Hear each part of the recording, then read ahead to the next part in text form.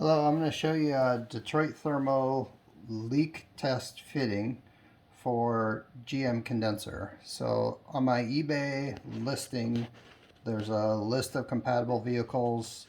It's generally full-size Silverado and Sierra trucks, Yukons, Tahoes, Suburbans, like that. The years are in the description.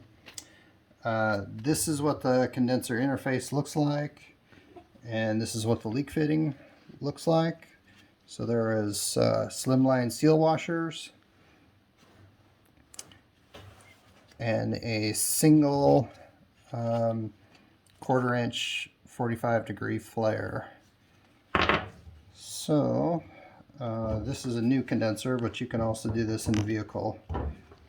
It's for the vehicle, so if you're trying to track down a leak, you can isolate the condenser and test just the condenser. So this fitting you can get to through it's kind of in the wheel well area, passenger side wheel well.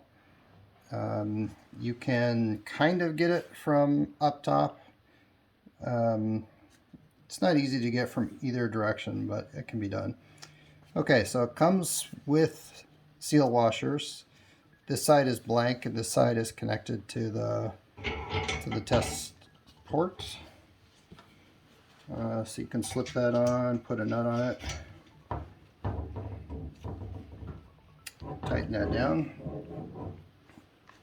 My gauge set looks like this.